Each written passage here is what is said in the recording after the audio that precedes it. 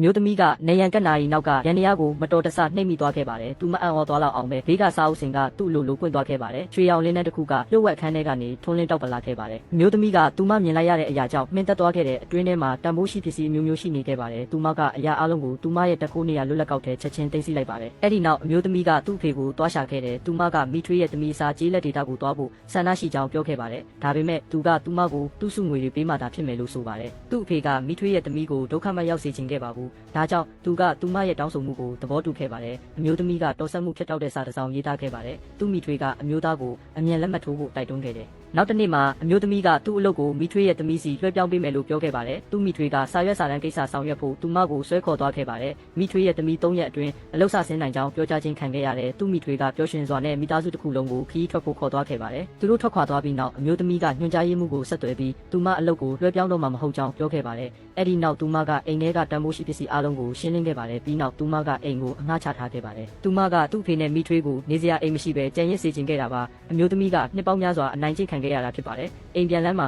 သူမလူမိုက်တစုကိုတွေ့လိုက်ရတယ်သူတို့ကိုသူ့မိထွေးစေလွတ်လိုက်မှန်သူမသိနေခဲ့ပါတယ်ဒါကြောင့်သူမကသူတို့ကိုအတုံးချဖို့ဆုံးဖြတ်လိုက်ပါတယ်နှစ်ရက်အကြာမှာလူမိုက်တွေကတကားကိုတောနဲ့ဖွင့်ခဲ့ကြတယ်အိမ်ကလုံးဝဗလာဖြစ်နေတာကိုသာတွေ့ရှိခဲ့ရပါတယ်အမျိုးသမီးကအပြေးထွက်လာပြီးတကိုးတွေရှိတယ်လို့အော်ဟစ်ခဲ့ပါတယ်လုံခြုံရေးအရာရှိကအမြန်ဆုံးစုံစမ်းစစ်ဆေးပေးမယ်လို့ကတိပေးခဲ့ပါတယ်အမျိုးသမီးကအိမ်တော်စုစရင်ခိုးယူခံလိုက်ရကြောင်းနဲ့သူ့ဝမ်းကွဲကကြေးလက်ဒေတာကိုတွားဖို့အဲ့ဒါလိုအပ်ကြောင်းပြောခဲ့ပါတယ်လုံခြုံရေးအရာရှိကသူမကိုထောက်ခံချက်စာရွက်တရွက်နေရာမှာတင်ရေးပေးခဲ့ပါတယ်အမျိုးသမီးကအိမ်တော်စုစရင်ပြန်လဲလျှောက်ထားတဲ့အခါမိသားစုမှတ်တမ်းတွေကနေသူ့မနာမည်ကိုတမင်တက်ဖယ်ရှားခဲ့ပါတယ်အဲ့ဒီနောက်သူမကကြေးလက်ဒေတာတာဝန်ထမ်းဆောင်ဖို့အတွက်မိထွေးရဲ့သမီးနာမည်ကိုအသုံးပြုပြီးစရင်သွင်းခဲ့ပါတယ်သူမကမိထွေးရဲ့သမီးကိုအံ့ဩသွားစေဖို့စီစဉ်ခဲ့တာပါအရာအလုံးပြီးစီးသွားပြီးနောက်သူ့မိထွေးရဲ့မိသားစုခရီးကနေပြန်လာတော့မှဖြစ်ကြောင်းသူမသိရှိခဲ့ရပါတယ်တစ်ချိန်တည်းမှာပဲသူ့မိထွေးရဲ့အမေနဲ့ရောက်မတို့ကတကားဝကိုပိတ်ဆို့ထားခဲ့ကြတယ်ဘာလို့လဲဆိုတော့ဖမ်းပြီးတဲ့တခိုးတွေကတယောက်ကရောက်မရဲ့သားဖြစ်နေလို့ပါပဲသူ့ဖေကစိတ်ရှုပ်ထွေးစွာနဲ့အိမ်ပြန်ရောက်လာခဲ့ပါတယ်အမျိုးသမီးကအရာအလုံးကိုရှင်းပြဖို့သူ့ဦးလေးတော်ဆက်သူကိုခေါ်ဆောင်လာခဲ့ပါတယ်နောက်ွယ်ကကျိုးကင်သူဟာ